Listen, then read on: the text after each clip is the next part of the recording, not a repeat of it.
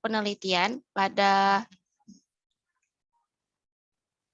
kembar monozigotik dan dizigotik menunjukkan bahwa faktor genetik itu lebih berpengaruh pada tingkat kecerdasan daripada faktor lingkungannya. Karena kembar yang berbagi materi genetik yang sama atau monozigot memiliki korelasi yang lebih tinggi daripada kembar dizigotik.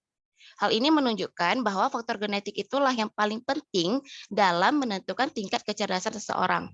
Next. Kemudian Bocard meninjau lebih dari 100 anak kembar dalam sebuah penelitian di kota Minnesota tentang anak kembar yang dibesarkan secara terpisah.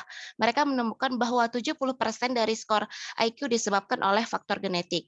Hal ini juga menentukan bahwa genetik itu memang yang paling penting dalam tingkat kecerdasan seseorang. Next. Kaufman menyatakan bahwa persentase hereditas untuk IQ itu sekitar 50%. Hal ini sebagai bukti kuat adanya pengaruh IQ terhadap faktor genetik. Next. Kemudian Miller, Mulvey, dan Martin tahun 2001, studi kembar yang lebih baru yang dilakukan di Australia ditemukan bahwa setidaknya 50% dan mungkin 65% variasi dalam pencapaian pendidikan dapat dikaitkan dengan genetika. Studi ini juga menunjukkan bahwa 25% variasi ini dalam pencapaian pendidikan disebabkan oleh faktor lingkungan. Sehingga lebih besar 65% genetika, 25% lingkungan. Penelitian ini memberikan dukungan terhadap pengaruh genetika terhadap kecerdasan dan prestasi pendidikan seseorang. Next.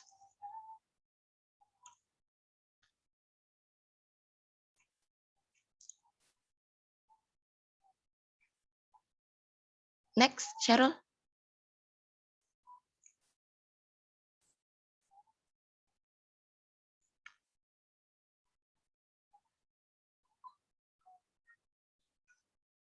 Cheryl.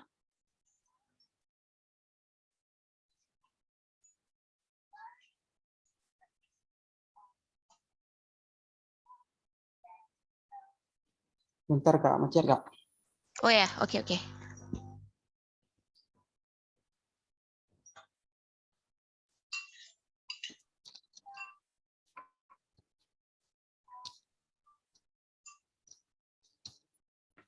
Oke, selanjutnya ada kesimpulan ya, summary of twin studies, kesimpulan. Ini ada lambang monozigot dengan dizigot, MZ dan DZ. Nah, jadi korelasinya itu pada skor IQ ada 0,86, 0,6, kemudian 0,85, 0,58 untuk penelitian dari Bocard, kemudian Pedersen 0,79, kemudian dizigotiknya 0,32. Nah, dari tabel ini dapat dilihat bahwa kembar monozigotik itu dia memiliki IQ score yang mendekati 1. Nah, jadi hampir sangat berkorelasi kalau monozigot, sedangkan dizigot itu agak jauh ya, kayak 0,5 atau 0,2. Oke, next.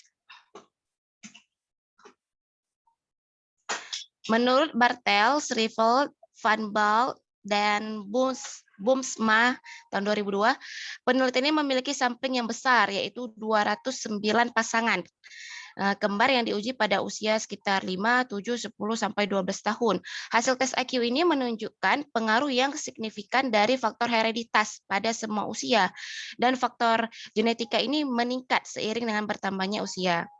Kesimpulan bahwa pengaruh genetika adalah penyebab utama stabilitas dalam kemampuan kognitif dan mendukung gagasan bahwa kecerdasan mungkin sebagian besar benar ditentukan secara genetik. Next. Menurut Alarcon, Novick, dan De Vries, mereka melakukan penelitian untuk mengetahui kemampuan matematika dan kognitif umum anak. Mereka menemukan bahwa sekitar 90% dari variabilitas dalam kinerja matematika dan juga 80% dari variabilitas dalam kinerja kognitif secara umum itu disebabkan oleh genetik. Next.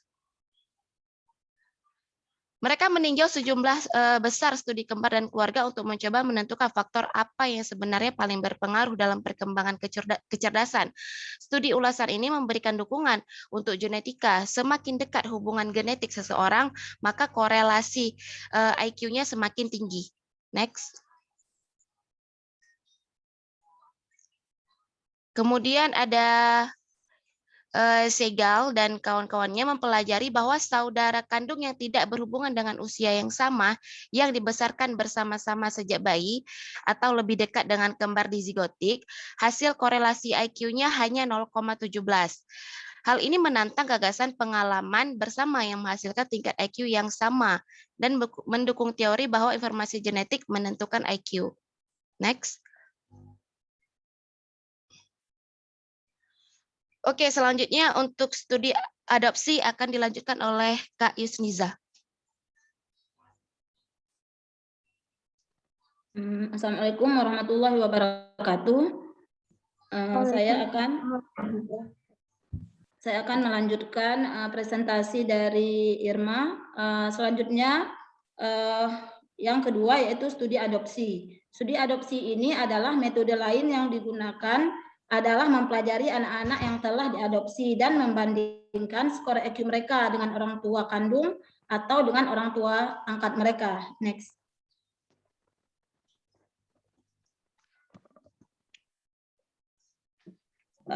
Adapun peneliti yang meneliti tentang studi adopsi ini, yang pertama adalah Hort 1983. Penelitian di Texas di mana agen adopsi membesarkan menyediakan data yang memungkinkan penelitian ini. Ibu yang tidak disebutkan namanya dari 469 anak yang diadopsi setelah lahir diberi tes IQ. Anak-anak tersebut ditempatkan dalam 300 keluarga angkat. IQ ibu angkat juga diukur. Korelasi IQ adalah 0,15 untuk ibu angkat dan 0,28 untuk ibu kandung. Ini menunjukkan beberapa pengaruh genetik pada kecerdasan. Next. Yang kedua yaitu Plomin 1988, mengikuti anak-anak yang terlibat dalam penelitian di atas dan meninjau skor IQ mereka pada usia 10 tahun. Mereka memiliki korelasi hanya 0,02 dengan saudara angkat mereka. Hal ini membuktikan bahwa lingkungan bersama tidak berpengaruh seperti informasi genetik yang ada. Next. Penelitian selanjutnya itu Kaufman 1999 melakukan penelitian dan dia menemukan bahwa korelasi antara orang tua kandung dan anak yang tinggal bersama 0,42 lebih tinggi daripada korelasi antara orang tua angkat dan anak yang tinggal bersama 0,19. Hal ini menunjukkan pentingnya pengaruh genetik atas pengaruh lingkungan dalam menentukan IQ. Kaufman juga membandingkan korelasi saudara kandung, saudara tiri, dan sepupu. Korelasi untuk saudara kandung 0,47 dibandingkan dengan 0,31 untuk saudara tiri dan 0,15 untuk sepupu. Sekali lagi menunjukkan pentingnya pengaruh genetik. Studi pengasuhan menunjukkan bahwa saudara kandung dalam keluarga yang sama mungkin memiliki pengalaman sangat berbeda. Beberapa faktor yang mempengaruhi pengalaman tersebut adalah urutan kelahiran, jenis kelamin, temperamen atau kepribadian, dan pengalaman orang tua. Next. Selanjutnya, kita akan membahas tentang faktor lingkungan. Faktor lingkungan yang mempengaruhi kecerdasan terukur adalah yang pertama ada studi adopsi, ada studi keluarga, status ekonomi sosial, diet, stimulasi orang tua, dan urutan kelahiran. Yang pertama akan kita bahas yaitu studi adopsi.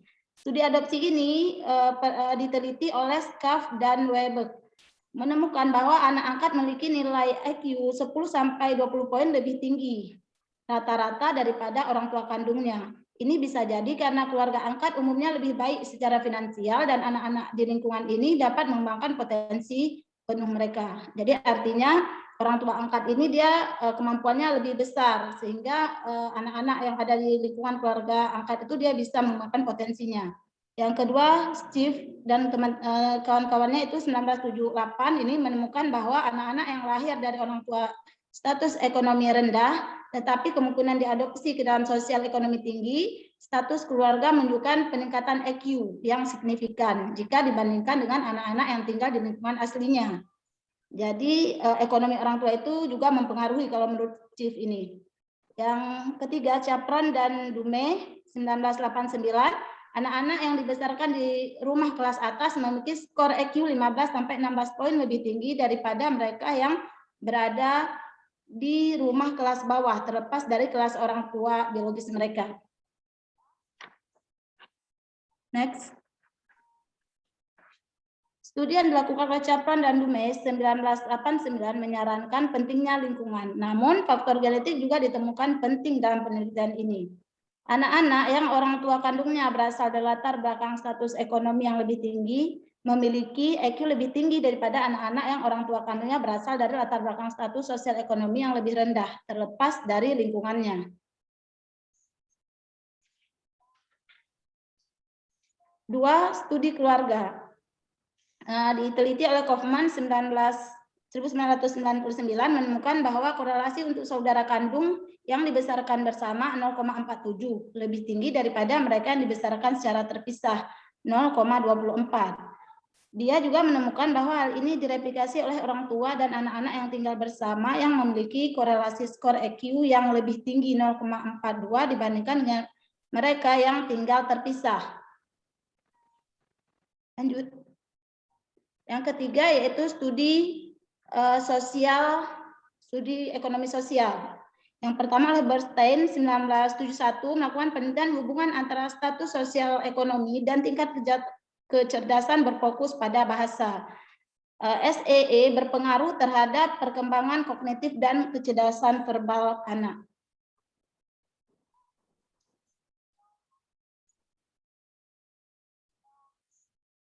Selanjutnya, Summer of 1987.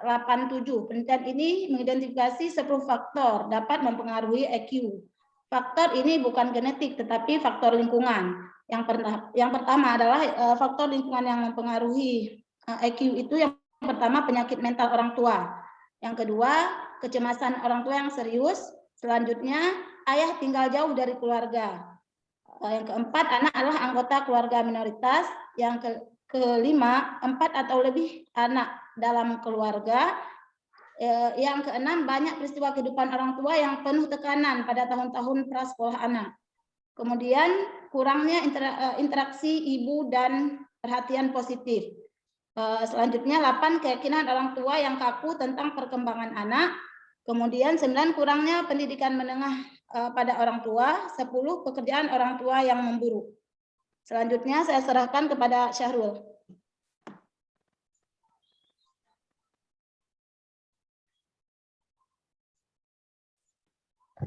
Baik. Kemudian saya akan melanjutkan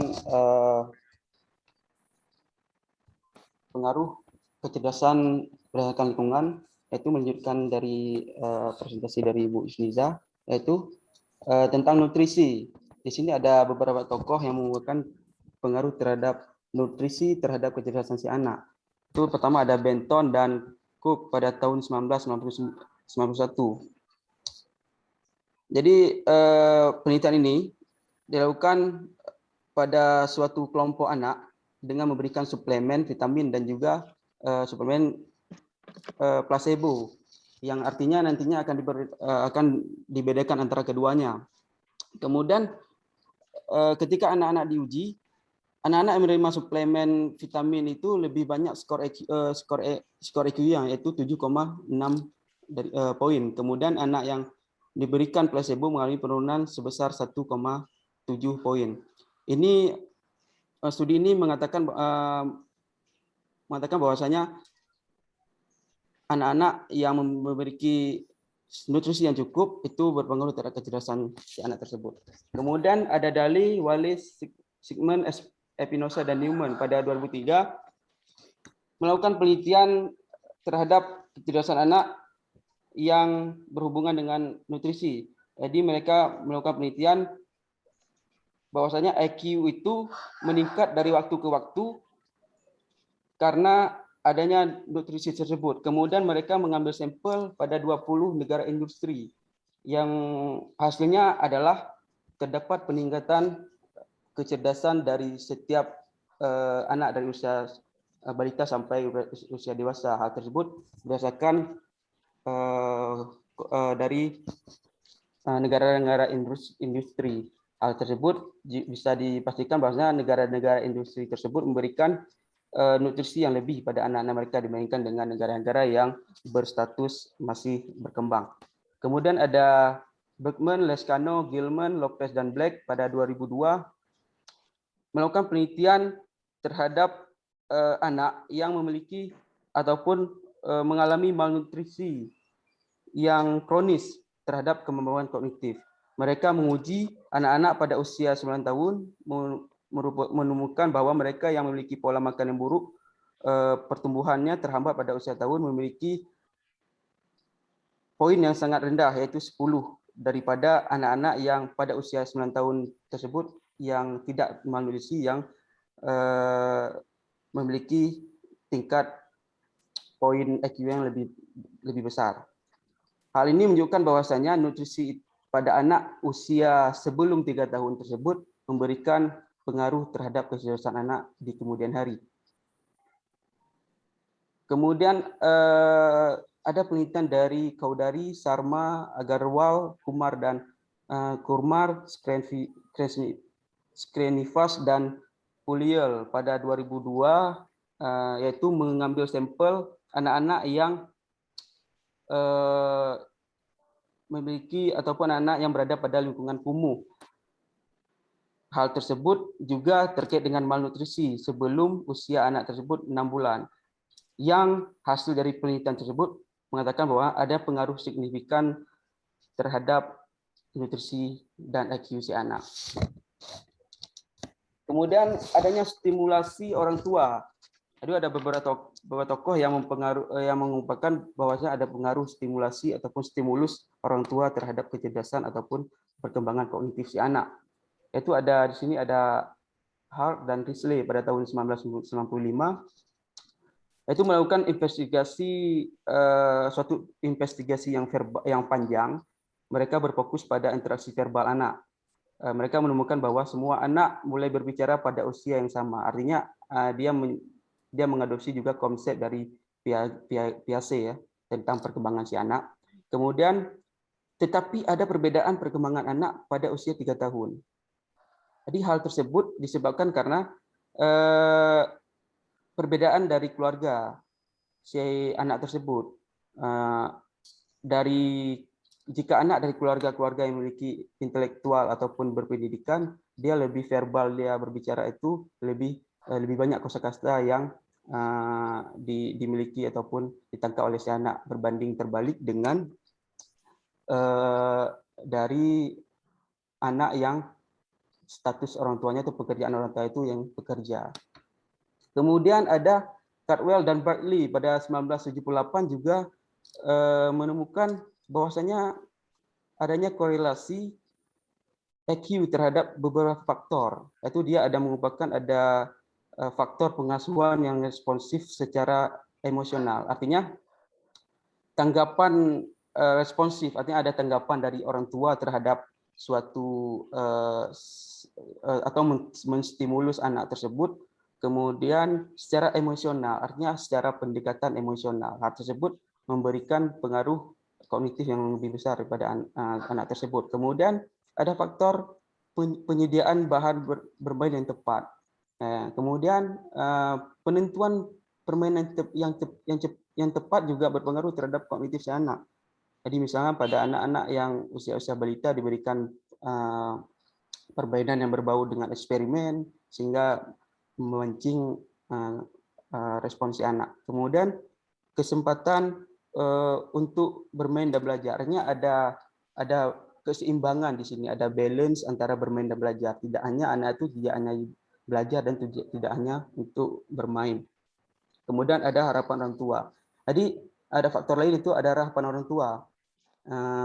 Seperti misalnya harapan orang tua untuk anaknya sukses, sehingga memberikan motivasi lebih terhadap perkembangan si anak tersebut.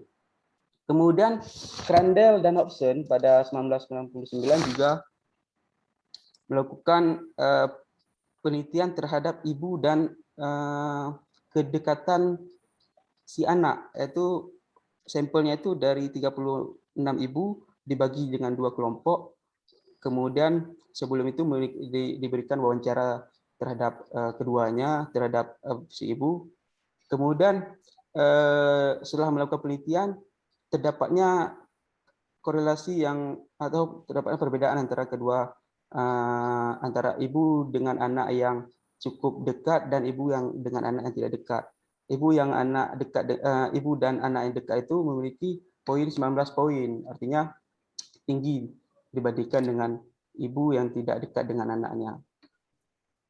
Kemudian Sigmund juga pada 1999 menemukan bahwa orang tua dari anak-anak IQ yang lebih tinggi sering berbicara dengan bahasa yang banyak, atau kosakatanya itu lebih banyak lebih banyak terperinci dan akurat. Nah, sekali lagi ini menggambarkan bahwa pentingnya stimulasi orang tua. Nah, seperti yang dijelaskan tadi, bahwasanya perkembangan anak tersebut juga dipengaruhi oleh bagaimana orang tuanya beradaptasi dan juga memberikan stimulus. Jika anak-anak diberikan orang tuanya itu banyak melakukan atau berinteraksi dengan kosakata yang banyak, sehingga anak tersebut juga bisa menyimpan kosakata tersebut. Kemudian Laudry pada 1996 juga menemukan bahwasanya terdapat adanya korelasi anak dengan pekerjaan ataupun pendidikan orang tua yang tinggi.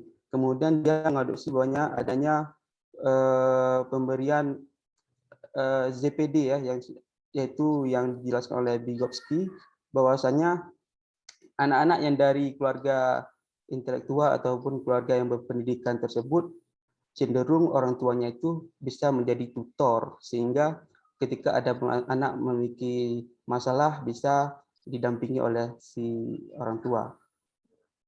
Kemudian ada Pianta dan Egeland pada 1994 menemukan bahwasanya orang tua anak IQ yang lebih tinggi memberikan mereka mainan dan bermain sesuai dengan usia yang tepat. Nah, artinya anak-anak yang diberikan permainan yang tepat oleh orang tua yang berpendidikan tinggi itu berpengaruh terhadap kognitif si anak. Kemudian ada Rame dan Campbell pada 1987 itu melakukan sebuah proyek abecadirian yang mengikuti yang sampelnya itu bayi dari keluarga tingkat yang miskin dengan ibunya memiliki skor IQ yang rendah. Kemudian anak-anak ditugaskan ke salah satu dari dua kelompok, yaitu ada kelompok kontrol dan eksperimen. Kelompok kontrol tersebut anak-anak diberikan suplemen gizi dan perawatan medis. Kemudian anak-anak yang kelompok yang selanjutnya diberikan suplemen gizi dan perawatan medis serta interaksi stimulus yang lebih banyak lebih kondusif, sehingga adanya 3 faktor, yaitu gizi, perawatan medis, dan lingkungan kondusif tersebut. Hasilnya adalah 40% dari kelompok kontrol memiliki IQ borderland dibandingkan dengan hanya 12 dari kelompok eksperimen. Kemudian artinya ada sangat adanya perbandingan, yaitu 44% dan 12,8%. Hal ini membuktikan bahwasanya lingkungan lebih berpengaruh daripada suplemen dan perawatan medis. Kemudian ada selanjutnya untuk urutan kelahiran. Jadi di sini ada Zayok dan Markus pada 1975 menyelidiki urutan kelahiran dan IQ dan meninjau IQ 40.000 laki-laki Belanda. Kemudian mereka menemukan bahwa skor IQ menurun dengan ukuran keluarga dan urutan kelahiran. Hal ini bisa jadi karena setiap anak lahir, orang tua harus lebih berbagi perhatian dan waktu-waktu, dan seringkali keuangan mereka menjadi membentang. Nah, ini juga relate dengan kehidupan di Indonesia. Kemudian ada perkembangan terbaru dalam studi intelijen, yaitu dengan melakukan pendekatan psikometri terhadap kecerdasan anak. Yaitu di sini ada tokohnya itu Klein pada 1991. Dia adalah pendukung dari pendekatan psikometri ini. Kemudian pendekatan ini mencoba untuk mengidentifikasi korelasi antara berbagai aspek kecerdasan. Hasil dari pendekatan psikometri ini menunjukkan bahwa 70% perbedaan kecerdasan tersebut disebabkan oleh faktor biologis dan 30% itu karena ada faktornya lingkungan. Kemudian adanya kontribusi Plomin. Jadi Plomin itu yang di sini mengasumsikan bahwa jika Anda dilahirkan cerdas, Anda tetap cerdas, dan jika tidak, Anda tidak akan cerdas. Nah, ini sangat menarik ya. Kemudian, namun mereka memperkirakan pengaruh hereditas pada 50%, bukan 80%, seperti yang disarankan. Jadi 50%. Jadi 50% lainnya itu ada faktor lingkungan dan faktor yang lain. Kemudian Plomin dan Petril berpendapat bahwa bahkan jika ada dasar genetik untuk kecerdasan ini masih dipengaruhi oleh pengalaman lingkungan baru. Artinya lingkungan baru, kemudian belajar dengan secara empirisme juga mempengaruhi kecerdasan si anak. Melanjutkan studi kecerdasan, Plomin menggunakan penelitian genetik untuk menunjukkan bahwa adanya hubungan antara kemampuan yang berbeda dan kemampuan yang diwariskan. Plomin dan Petril mengakui bahwa adanya kelemahan dari penelitian yang mempelajari hereditas ini. Jadi sebagian besar sampelnya tersebut dilakukan di Amerika Serikat dan Eropa. Oleh sebab itu terjadinya bias budaya dari hasil penelitian tersebut. Karena perbedaan budaya dari antara timur dan barat itu kan sangat berbeda. Kemudian tes kecerdasan dan bias. Nah, tes kecerdasan digunakan untuk mengukur kecerdasan dan sangat penting. Jadi tes kecerdasan itu diukur itu berguna, itu sangat penting, baik itu di dalam mengikuti dunia pekerjaan dan sebagainya. Keputusan tentang pekerjaan dan penempatan pendidikan dibuat berdasarkan tes, namun hal ini menimbulkan bias terkait hal tersebut. Kemudian tes kecerdasan bias. Tes kecerdasan digunakan untuk mengukur kecerdasan dan sangat penting.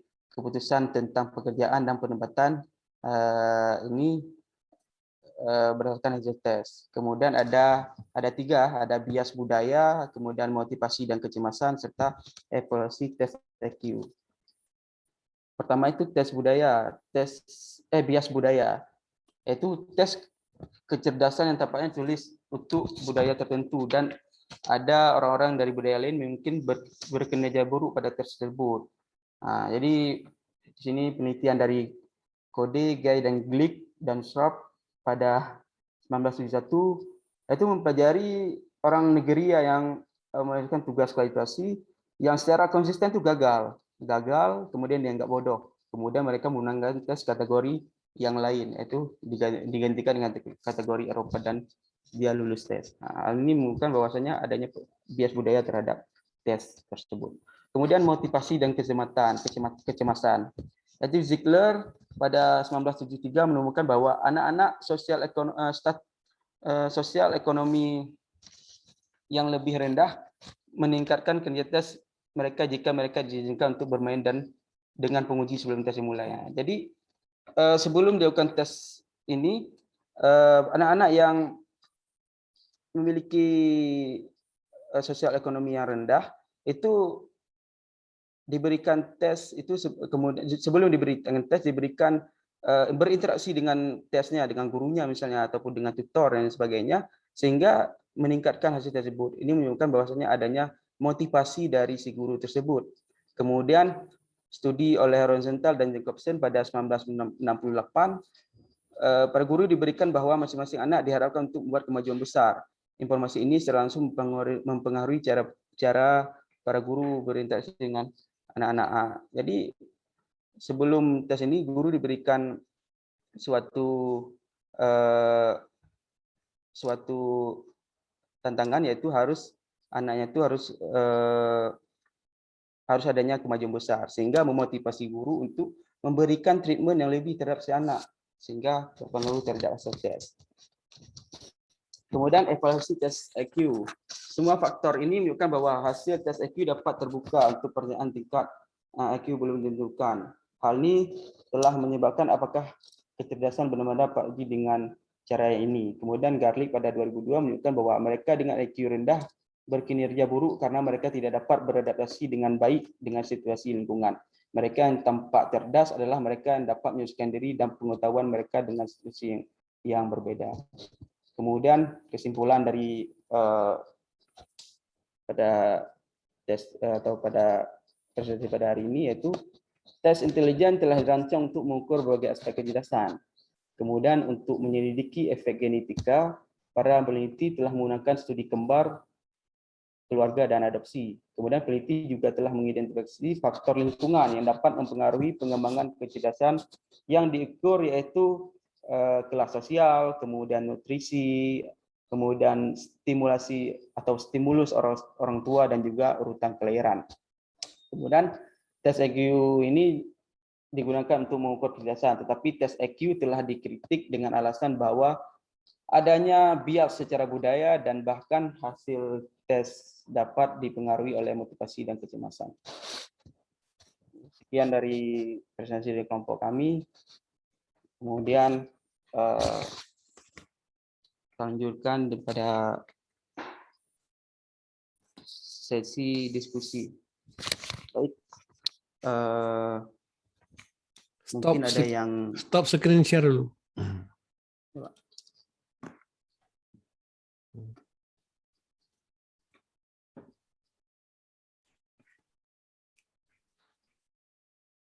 mungkin ada yang ingin berdiskusi terkait dengan hal ini.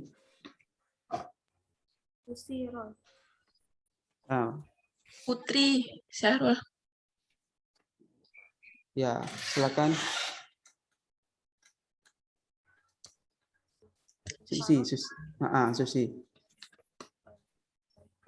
Jadi dari pemaparan tadi kan sudah dijelaskan tentang faktor yang mempengaruhi kecerdasan itu ada genetik sama ada yang faktor lingkungan. Nah, kita berkaca pada keluarga kita, misal keluarga pribadi. Nah, misalnya kita mempunyai beberapa saudara kandung. Nah, di antara saudara kandung kita ini ada yang misalnya cerdas sekali, misalnya dia di sekolah selalu dapat ranking, dan yang satu lagi ada yang sedang-sedang saja.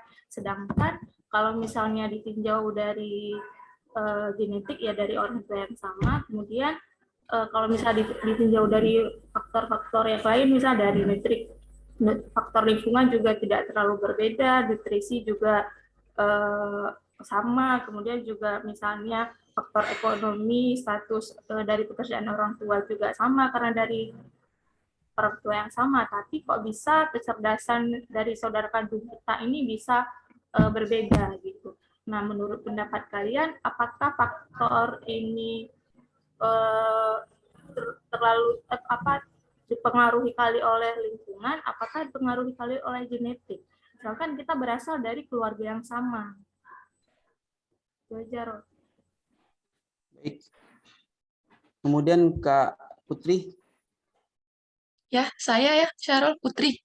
Iya, ya Kak. Sebenarnya pertanyaan saya tuh juga terkait dengan pertanyaan Susi. Tadi udah dipaparkan mengenai hasil penelitian-penelitian sebelumnya, bahwa kecerdasan itu ada yang maksudnya memang yang dari faktor genetis, ada yang dari faktor lingkungan. Sebenarnya yang benarnya dari mana? Kalau memang maksudnya proporsi yang lebih banyak itu yang mana? Apa faktor genetiknya atau faktor lingkungannya? Kemudian kita sering mendengar kecerdasan intelektual sama kecerdasan emosional. Itu dia yang mana dulu? Apa emosional dulu yang harus kita latih kepada anak atau intelektual dulu? Kemudian bagaimana antara emosional dan intelektual itu saling mempengaruhi untuk si anak? Terima kasih. Baik. Dan ada yang ingin berdiskusi yang lainnya? Saya ingin nanya. Baik. Jadi saya ingin bertanya, tadi ada pengukuran psikometri ya kalau nggak salah. Pendekatan psikometri. Yang pertama, saya ingin tahu lebih detail tentang pendekatan psikometri ini dan apa yang membedakan pendekatan psikometri ini dengan pendekatan-pendekatan yang dilakukan oleh peneliti-peneliti lain, gitu aja. Baik. Udah cukup dulu, Syarul. Ya, bagaimana Kak Irma dan Ibu Yus Kakak jawab punya bisa? Susi dulu ya. Boleh. Oke, baik. Terima kasih atas pertanyaannya dari Saudari Susi. Jadi berkaca terhadap keluarga kita sendiri, mungkin bukan cuma keluarga Susi ya. Keluarga kita rata-rata memang seperti yang Susi katakan, dengan dilahirkan dari rahim ibu yang sama, diberi makan oleh ayah yang sama, ya kan? Tapi kenapa kita dengan sibling kita itu berbeda dalam hal kemampuan intelektualnya, ya kan? Nah, jadi tadi sebenarnya Susi sudah dipaparkan sedikit oleh teman kami Syahrul. Jadi selain faktor lingkungan tadi kan ada, selain faktor genetik kan ada faktor lingkungan. Nah, faktor lingkungan ini kita berkaca pada orang tua kita sendiri. Misalnya, Susi anak pertama. Pada saat Susi dilahirkan itu, ini termasuk yang faktor ini ya, birth order, urutan kelahiran ya, misalnya. Jadi pada saat Susi dilahirkan itu, kondisi ekonomi orang tua belum stabil. Dua-dua misalnya belum dapat pekerjaan, ya kan. Jadi masih istilahnya kita bilang morat-marit. Itu kan berpengaruh dengan misalnya bapak kita mungkin hanya mampu beli beras yang beras biasa gitu kan. Ikannya pun nggak ada variasi dengan daging, misalnya ya ikannya telur kayak gitu lauknya. Jadi pada saat lahir anak kedua dan ketiga, bapak udah naik jabatan, ya kan? Ibu pun rupanya udah jadi PNS, udah sertifikasi lagi. Itu kan luar biasa. Jadi adik kedua dan ketiga kita mungkin mendapatkan nutrisi yang lebih, mama kita juga udah bisa sewa ART sehingga punya waktu untuk bermain dengan anak yang ketiga misalnya ya kan. Jadi selain dia dihasilkan oleh istilahnya dikeluarkan oleh rahim yang sama, tapi pada saat itu kondisi orang tua berbeda. Nah, itu sangat berpengaruh dengan kecerdasan si anak itu. Jadi anak yang pertama, yang kedua, yang ketiga, beda-beda kecerdasannya pada saat itu kondisi orang tua kita itu seperti apa. Ada juga misalnya, ya kan, ibu-ibu misalnya dia waktu lahir anak pertama tuh dia terkejut ya, karena belum pernah punya anak sehingga dia mengalami baby blues atau anxiety ya, ketakutan. Itu juga pengaruh kayak yang tadi udah dijelaskan sama Syahrul, parental mental illness ya. Jadi istilahnya jiwa si ibu itu belum siap untuk punya anak. Jadi kayak lebih banyak diasuh sama nenek, sedangkan nenek kan pola parentingnya ya zaman dulu lah gitu kan. Jadi ada juga ibu yang belum siap. Jadi berbeda-beda karena kondisi orang tua seperti itu. Selain kondisi jiwa orang tua pada saat itu, kemudian ada juga mungkin waktu lahir anak kedua misalnya bapak kita tiba-tiba harus kerjanya tuh jauh dari dari lokasi domisili keluarga inti. LDR kan mama dengan ayah, sehingga si anak ini tidak dapat pengasuhan dari ayah, sedangkan untuk kecerdasan tadi kan sangat dipengaruhi juga kehadiran ayah. Jadi LDR sampai misalnya lama waktunya 5 tahun. Sedangkan 5 tahun pertama itu si anak perlu dia untuk distimulus dengan kehadiran ayah.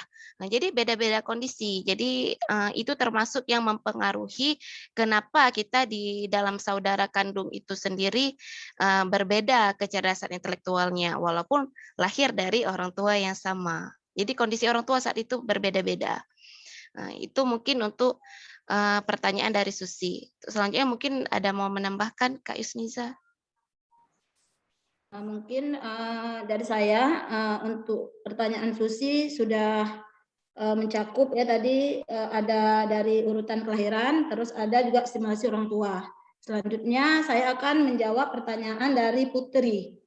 Jadi pertanyaan Putri yaitu tentang bagaimana pengaruh lingkungan sama genetik terhadap kecerdasan terukur. Apakah genetik yang lebih berpengaruh ataukah lingkungan? Nah, pada dasarnya kecerdasan terukur ini dipengaruhi oleh kedua faktor.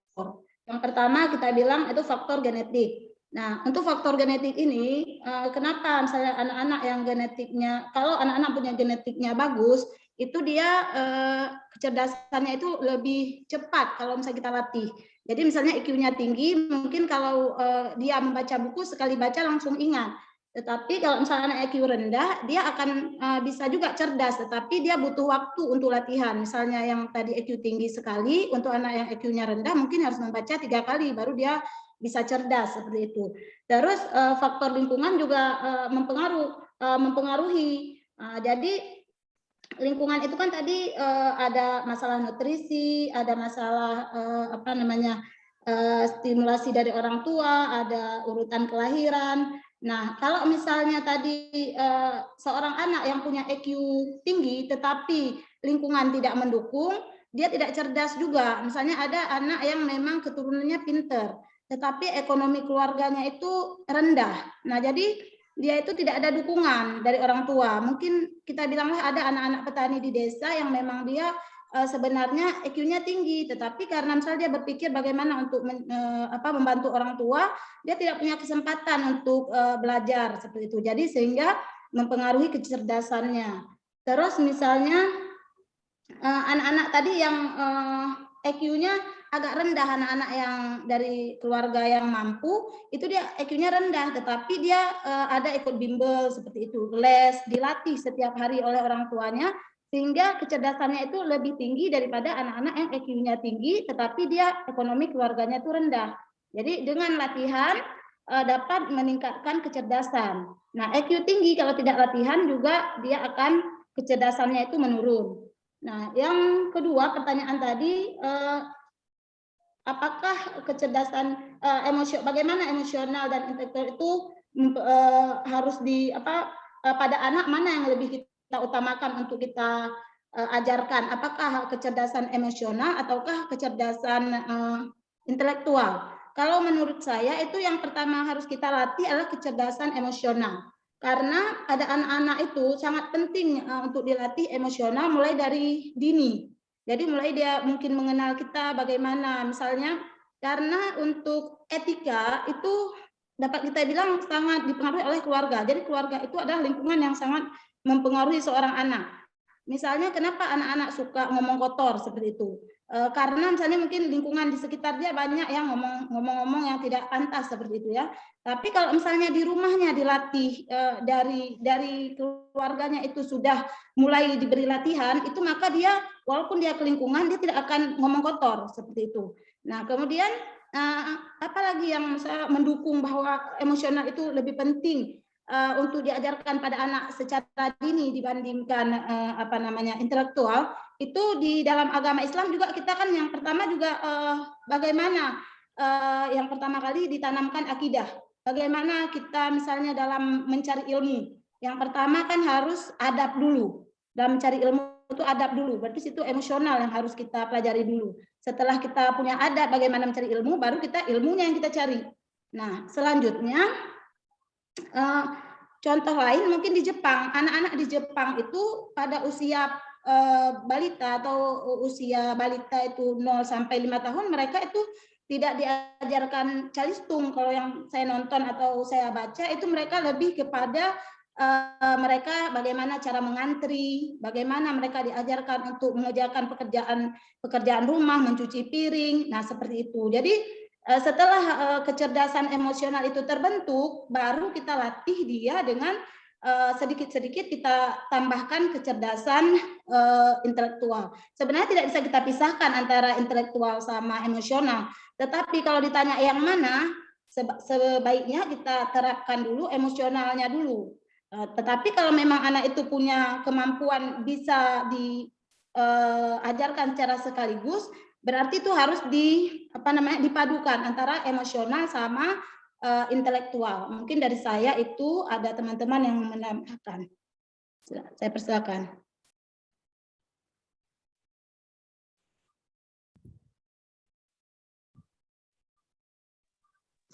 Bagaimana Putri? Ya, baik Kak.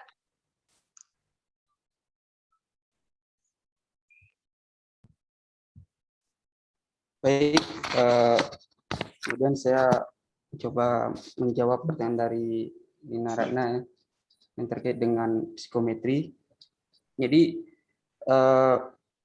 psikometri tersebut adalah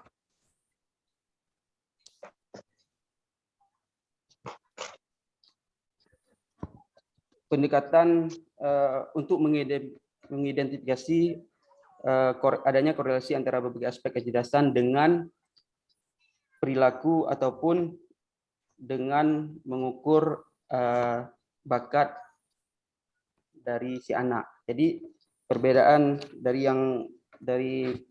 pendekatan yang lain adalah yang tadi cuman dilihat dari dari segi genetika, kemudian dilihat dari segi lingkungan dan sebagainya. Kalau yang psikometri ini dia karakteristiknya itu yang diukur itu adalah adanya pengukuran bakat si anak tersebut. Kemudian makanya di dalam ini yang tokoh yang paling terkenal itu adalah Klein pada tahun 1991 itu melakukan pendekatan psikometri dengan melakukan suatu penelitian. Jadi yaitu dia menggunakan suatu melihat faktor-faktor dari bakat tersebut terhadap kecerdasan si anak. Kemudian faktor pendekatan psikometri ini dikenal ataupun dilambangkan dengan huruf G pada yang dilakukan oleh Klein tersebut. Kemudian yaitu G tersebut adalah kemampuan untuk menyelesaikan permasalahan. Kemudian pendekatan psikometri dikombinasikan dengan bakat si anak tersebut. Misalnya gini. Misalnya seorang musisi memiliki G tadi, memiliki kemampuan dasar tadi. Kemudian ditambahkan dengan faktor musiknya. Faktor musik, sehingga faktor musik itu kan berhubungan dengan bakat, sehingga menyebabkan ke depannya tersebut anak tersebut ataupun si musisi tersebut dia mempunyai kecerdasan yang meningkat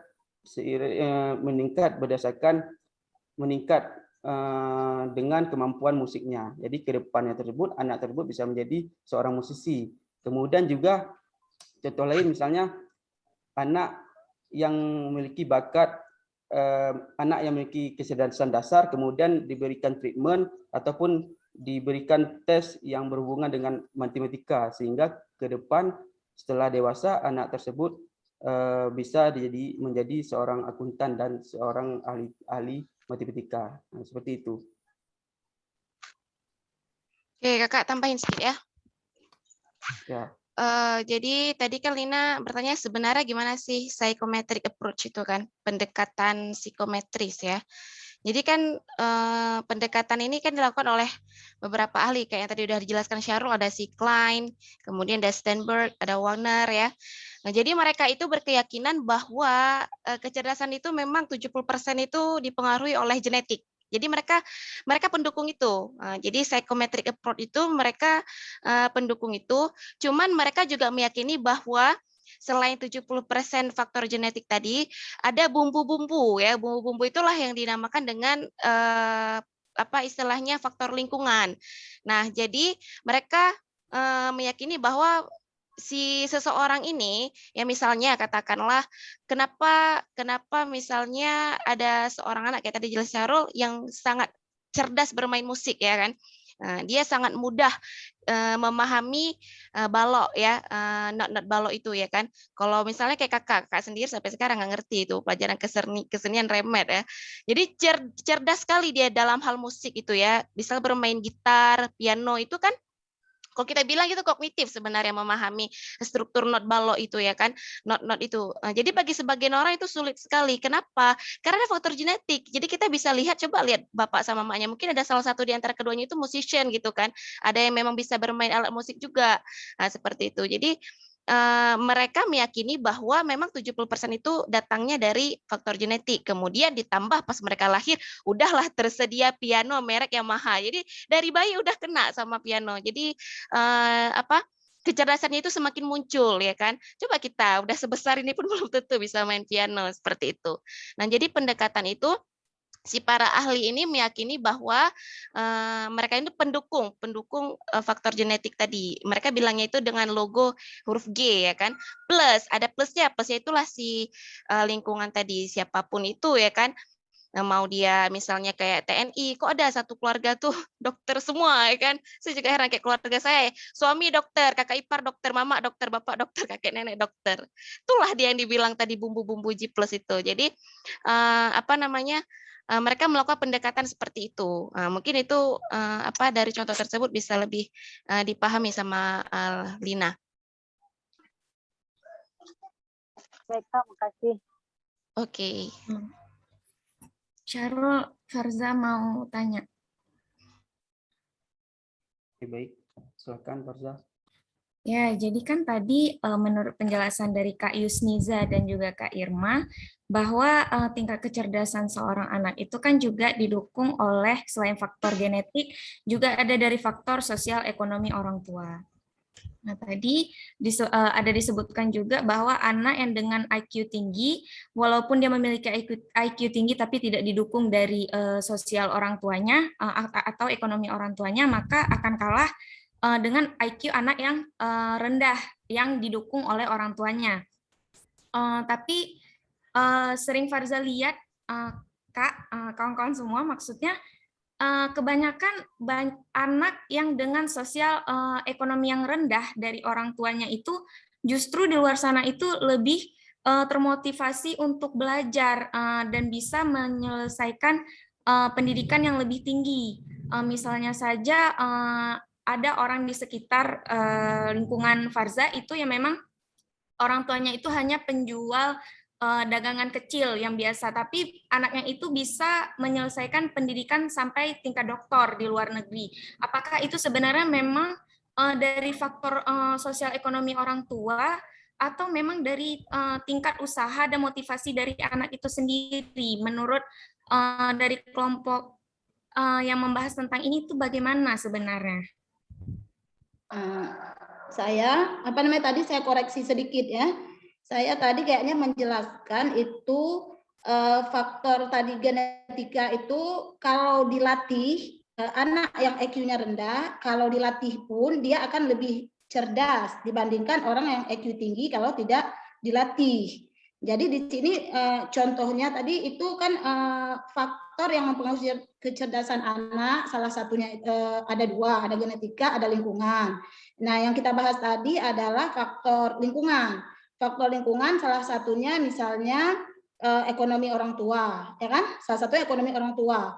Nah, ekonomi orang tua tadi memang mempengaruhi, tetapi tadi selain ekonomi orang tua, tadi misal kayak Farza bilang bahwa anak-anak yang ekonomi orang tuanya tidak mampu, bukan berarti dia tidak akan cerdas. Tetapi kalau memang dia berlatih, dia akan cepat cerdas. Misalnya IQ-nya tinggi, kalau dia berlatih, dia akan cepat cerdas dibandingkan sama anak yang IQ-nya rendah. Kalau berlatih itu beda waktunya. Tadi kan gitu. Kalau misalnya anak yang IQ-nya tinggi, berlatih itu kan sekali sudah bisa. Kalau anak IQ rendah, berlatihnya perlu 3 kali. Seperti itu. Nah, kenapa tadi anak yang ekonomi rendah mungkin kecerdasannya itu ada memang yang banyak juga kita lihat sekarang yang menerima bidik misi itu kan anak-anak yang cerdas dari yang keluarga kurang mampu. Nah, jadi kalau anak-anak yang kurang cerdas, anak-anak yang cerdas yang kenapa misalnya tadi itu karena misalnya waktu dia di kampung gitu dia tidak bisa mengeksploitasi kecerdasannya. Karena apa? Karena mungkin pikirannya itu dia berpikir bagaimana ini untuk membantu orang tua, tidak ada waktu untuk mengembangkan potensinya. Jadi seperti itu, bukan orang miskin atau orang yang kurang mampu itu tidak bisa cerdas, tetapi dia tidak punya waktu atau tidak ada dukungan orang tua untuk mengembangkan potensinya. Jadi kalau yang Farza bilang itu benar dan sangat setuju. Jadi faktor ekonomi sebenarnya tidak harus mempengaruhi kecerdasan, seharusnya seperti itu. Tetapi tidak semua anak itu bisa membagi waktunya antara belajar dan membantu orang tua. Nah, malah kadang-kadang anak-anak yang di kampung ini, bukan di kampung, maksudnya anak-anak yang ekonominya rendah ini, mereka untuk apa kita sekolah? Misalnya kita kan makan aja nggak ada, jadi mereka fokusnya lebih untuk mencari untuk menyambung hidup seperti itu. Tetapi ada juga anak-anak yang punya motivasi untuk belajar seperti itu. Itu juga didukung oleh orang tua mungkin. Jadi orang tuanya walaupun dia kurang mampu, tetapi dia tetap mendukung anaknya untuk mencari ilmu atau untuk meningkatkan kecerdasan anaknya sesuai dengan kemampuannya. Nah, mungkin seperti itu, Farza. Mungkin ada teman-teman yang mau menambahkan. Oke, kakak tambahin sedikit ya, Farza. Jadi yang dikatakan Kak Yusniza itu kan udah jelas ya. Kalau misalnya seseorang yang IQ-nya tinggi, kemudian dia didukung dengan lingkungan yang baik, dia jadi sukses lah seperti itu kan. Yang IQ rendah pun kalau di lingkungan yang baik, dia juga bisa sukses seperti itu kan. Nah, cuman saya ingin memberikan satu pandangan lain ya. Mungkin teman-teman tahu kayak Nadiem Makarim atau Belva Devara ya, atau Maudy Ayunda misalnya yang dekat ya. Ya. Jadi mereka itu adalah anak-anak yang dengan IQ tinggi, tapi mereka memiliki privilege ya atau background. Nah, jadi bayangkan misalnya kakak kasih contoh sendiri lah ya kan. Katakanlah misalnya kayak IQ kakak sama Nadiem Makarim itu sama misalnya ya kan. Nah, katakanlah seperti itu. Jadi dengan IQ yang sama tapi background yang berbeda, privilege-nya beda, seberapa kencang pun kita istilahnya berusaha berlari di stimulus itu nggak akan sampai dengan yang mereka capai. Nah, jadi nggak akan sampai dengan yang mereka capai. Kenapa? Itu namanya privilege background ya. Jadi itu sangat berpengaruhi terhadap mempengaruhi kecepatan seseorang untuk istilahnya mereka semakin cerdas dan semakin sukses seperti itu ya kan. Walaupun terlahir dengan mungkin IQ yang lebih kurang sama kita bilang.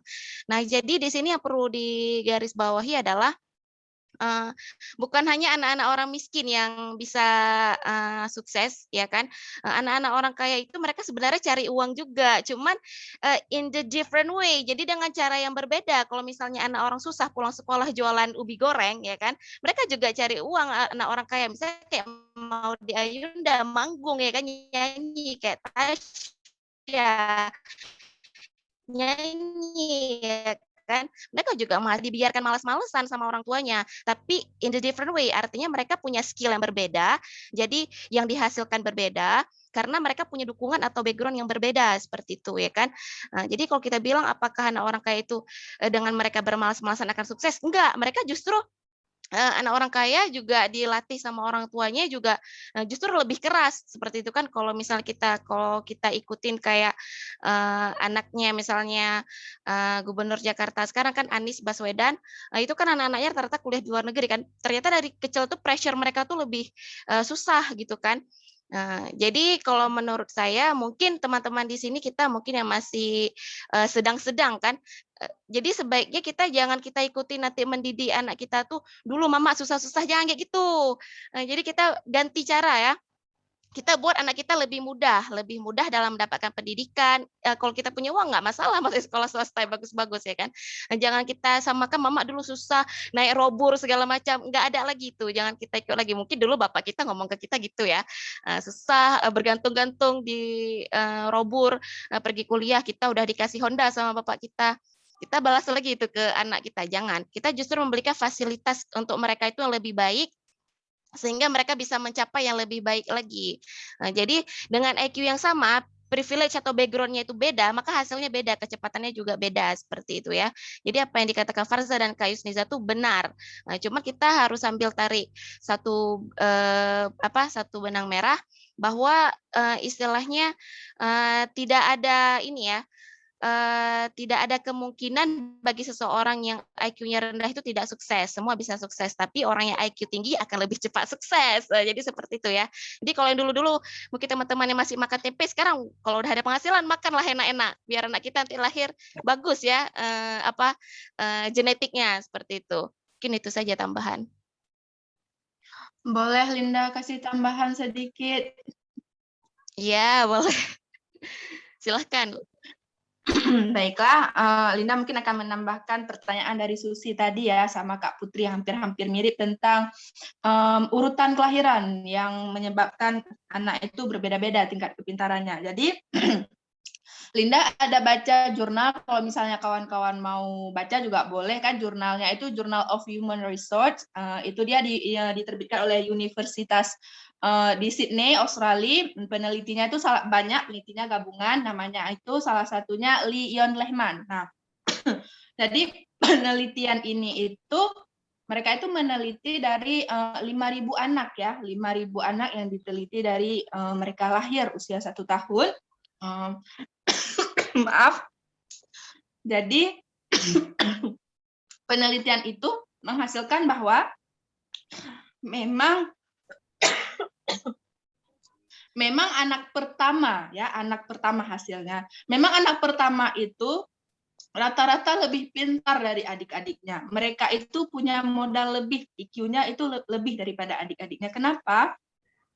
Karena mereka melihat dari bagaimana orang tua mereka itu memperlakukan si anak tersebut. Mereka itu lebih banyak waktu untuk anak tersebut, kemudian stimulasi pendidikannya lebih bagus, stimulasi sosial ekonominya itu lebih bagus, dan si anak pertama itu dia akan menjadi pemimpin alami. Istilahnya itu pemimpin alami itu mereka akan jadi pemimpin terhadap adik-adiknya kelak. Jadi oleh karena itu memang anak pertama itu lebih cerdas ya. Kita bisa di sini kita bisa membedakan pintar sama cerdas itu dua hal yang berbeda. Nah, kalau pintar itu diperoleh setelah lahir. Nah, dengan kita belajar, dengan kita mengikuti akademik dan lain sebagainya. Tapi kalau misalnya cerdas itu diperoleh sebelum lahir. Makanya kan kita sering mendengar anak kuliah ataupun anak SMA, mereka tidak pernah belajar. Hahaha sini, tapi nilai mereka bagus, IPK-nya itu sampai tinggi, tapi nggak pernah belajar, masuk kuliah pun jarang. Kenapa? Karena mereka cerdas. Habis itu ada perbedaan orang pintar itu dengan orang cerdas. Nah, kalau orang pintar itu akademiknya bagus, tapi kalau orang cerdas belum tentu. Tapi mereka kalau misalnya dalam menyelesaikan sebuah permasalahan, orang cerdas ini cuma mengandalkan pengetahuan yang mereka miliki. Nah, ini adalah anak-anak hasil dan didikan dari akademik. Nah, kalau misalnya cerdas itu mereka mainkan logika. Mungkin ini yang termasuk dalam EQ tadi. EQ itu kan bawaan. Nah, jadi si anak ini cerdas. Karena di dalam cerdas itu sudah pasti anaknya akan pintar. Tapi kalau misalnya orang pintar itu belum tentu cerdas. Habis itu tadi Kak Putri ada menjelaskan tentang EQ, emotional quotient. Nah, emang kita tahu kan bahwa zaman semakin berkembang. Jadi si EQ ini ditemukan pada tahun 1912 oleh William Stern. Mereka menggunakan EQ itu untuk mengukur semua jenis kecerdasan. Tapi dengan berkembangnya zaman, jadi pada akhir abad 20 itu peneliti menemukan adanya EQ atau emotional quotient, yaitu kecerdasan emosi. Jadi menurut peneliti ini lebih penting kita itu mengajarkan emotional quotient kepada si anak daripada EQ. Kenapa? EQ itu memang mereka sudah modal dari lahir, sudah ada, tinggal dikembangkan. Tapi emosional itu kita mengajarkan kepada anak itu bagaimana cara bersosialisasi. Dari kecil harus kita ajarkan. Dan menurut penelitian si ini juga, anak-anak yang emotional quotient-nya itu tinggi, walaupun EQ-nya itu rendah, lebih banyak yang sukses. Nah, seperti itu. Kemudian sebenarnya ada dua lagi kecerdasan pada manusia itu. Yang pertama, yang ketiga itu ada spiritual quotient dan adversity quotient. Jadi kecerdasan tantangan. Karena ada sebagian orang itu EQ-nya memang tinggi, dia memang cerdas, semua punya, tapi dia tidak punya keberanian untuk mengambil sebuah tantangan. Jadi dia itu selalu di zona nyaman mereka sendiri. Kemudian yang terakhir, kalau kita sudah mempunyai EQ-nya bagus, kemudian EQ-nya, kemudian IQ-nya, kemudian yang terakhir ada finansialnya. Jadi kalau misalnya kita sudah ketiga-tiganya itu sudah pasti nanti kita jatuhnya ke finansial. Nah, kalau misalnya orang-orang sudah memiliki keempat tersebut, dia baru dikatakan orang yang cerdas. Seperti itu kalau menurut penelitian yang Linda baca ya, begitu. Jadi kalau misalnya menurut penelitian ini lebih EQ-nya harus dikembangkan pada anak, karena EQ-nya memang sudah ada, itu modal dari dia lahir dari ibunya, karena kan faktor genetik tadi yang 70%, gitu dia. Makasih, mungkin itu dari Linda.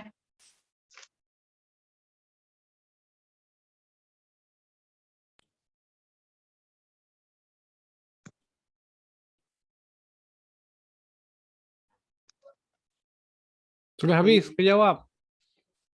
Sudah, Pak. Sudah habis? Sudah, Pak. Oke. Kita bahas lagi ya. Ya, ini kelompok 3 ini bagus ya, menguasai persoalan. Kemudian teman-teman juga yang lain, tadi Linda sudah beri masukan banyak untuk IQ ya, untuk pengukuran tingkat intelijensi. Semua yang dibahas sudah ada sangkut pautnya ya, sudah dalam frame topik kita membahas pada hari ini, dan yang bertanya juga sudah dalam frame ya. Cuman banyak hal juga yang sebenarnya masih dipertentangkan ataupun masih bisa dipertanyakan ya. Tapi Bapak ingin mempertanyakan sekarang untuk kelompok ini sebenarnya konsep dari intelijensi apa sih? Apa kira-kira Irma? Gimana, Pak? Konsep intelijensi itu apa dalam menurut makalah yang Anda buat? Konsep intelijensi itu kalau dari makalah kami kan Pak, itu kemampuan seseorang untuk bisa menyelesaikan masalah. Tadi kan di awalnya siapa yang presentasi awal tadi ya? Kan sudah dibilang untuk menyusun konsepnya susah ya. Ya, konsepnya susah, makanya banyak pandangan Pak Nah, sebenarnya. banyak pandangan. Nah, kira-kira dari banyak pandangan itu apa yang dapat didefinisikan lah kira-kira?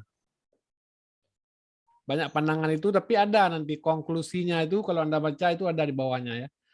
Konklusinya itu konsepnya kalau Bapak tunjukkan di sini adalah perbedaan kemampuan kecepatan dalam menerima dan mengolah informasi, kemudian berpikir, memberi alasan dengan baik, yang dapat berjalan secara efektif dan efisien. Ya, jadi begitu ya. Atau ditunjukkan saja ya. Iya Pak. Nah, ini intelijensi sebenarnya ya. Yang sangat sulit memang untuk didefinisikan karena banyak faktor yang terlibat. Tapi dapat dikonklusikan oleh si Cardwell ini tahun 2000, yaitu kemampuan kecepatan. Kata kuncinya itu kemampuan kecepatan. Nah, itu kata kuncinya ya. Kecepatan apa? Dalam menerima informasi pertama. Kemudian setelah menerima informasi bagaimana mengolahnya. Setelah mengolahnya berpikir. Nah, itu sebenarnya konsep dari intelijensi ini ya. Nah, kasusnya begini, contohnya ya. Jadi kalau kita ukur itu siapa yang paling cepat menerima informasi, mengolah informasi kalau disampaikan ya. Misalnya Anda sajalah contohnya nih. Anda ini 11 orang ini, satu orang yang hadir siapa tadi? Helvika, Pak. Ya. Misalnya apa yang disampaikan misalnya ada atau beginilah contoh yang paling bagus itu di polisi ya, di kepolisian. Tes kepolisian itu misalnya Anda dijajarkan 11 orang di dalam suatu ruangan ya, di dalam suatu ruangan. Kemudian nanti Anda semuanya menghadap ke pintu ya. Ini coba dengar dulu, menghadap ke pintu. Nah, kita semua ini ber-11 termasuk saya misalnya ya, dijajarkan dalam ruangan. Kemudian nanti dihadapkan ke pintu, kemudian di pintu itu nanti tanpa diberi aba-aba, nanti paling diberi aba-aba begini. Coba Anda lihat ke pintu. Nah, semuanya lihat ke pintu sekarang. Udah kita lihat ke pintu. Lalu di pintu nanti ada yang lewat ya. Ada yang lewat 6 orang. Bertubi-tubi lewatnya. 1, 2, 3, 4, 5, 6 orang. Cepat lewatnya. Dan ke 6 orang itu memakai baju yang berbeda, jenis kelamin yang berbeda, rambut yang berbeda, semua berbeda. Ya. Nah, lalu berapa banyak Anda bisa merekam orang yang lewat ke 6 orang itu? Nah, itu namanya siapa yang lebih banyak merekam informasi yang lewat itu, berarti itu Anda lebih intelijensinya lebih tinggi. Ya, misalnya ditanya lah, yang lewat orang nomor 5 itu pakai baju warna apa? Nah, misalnya begitu ya. Itu belum tentu kita bisa menjawab semuanya. Nah, itu contohnya tes IQ di kepolisian ya. Begitu juga tes IQ misalnya dalam belajar ya. Anda ada orang yang sekali baca teks misalnya satu halaman buku membaca misalnya topiknya apa misalnya topiknya dalam biologi lah kita ambil contoh tentang topiknya reaksi terang, nah, misalnya ya, reaksi terang dalam fotosintesis. Tulisannya ada satu halaman lah, satu halaman buku membahas reaksi terang. Nah, mungkin Irma sekali baca langsung semuanya direkam ya. Bisa dipahami. Ada lagi orang yang 2 kali baca baru bisa direkam ya. Ada yang berkali-kali baca, nah, itu susah masuknya, dimengertinya. Nah, itu juga salah satu contoh intelijensi. Jadi kata kuncinya seperti itu. Ini banyak terjadi di soal-soal matematika anak SD ya. Soal matematika anak SD yang soal bercerita. Pernah Anda lihat kan soal bercerita anak SD? Pernah, Pak. Nah, pernah. Seorang ibu pergi ke pasar. Nah, coba dengar ya. Nah, pasar tersebut dengan rumahnya tidak jauh ya. Rumah ibu itu sebelah belakangnya itu menghadap ke utara ya. Sebelah depan rumahnya menghadap ke selatan. Tiap pagi ibu itu pergi ke pasar untuk membeli mangga. Nah, pas di perjalanan dia belok ke kanan sedikit ya, belok ke kanan sedikit, pergi lagi beberapa langkah, kemudian belok ke kiri lagi, kemudian belok ke kanan lagi, belok ke kanan lagi, baru sampai di tempat buah. Lalu ibu itu beli 5 buah mangga, habis itu dibawa pulang, di tengah jalan jatuh satu ya, sampai ke rumah, sampai di jalan ketemu orang dikasih satu, sampailah ibu itu pulang ke rumah bawa mangga. Ya. Nah, kalau saya tanya jadi cerita itu, berapa kali ibu itu berbelok ke kiri? 1 kali. Yang benar.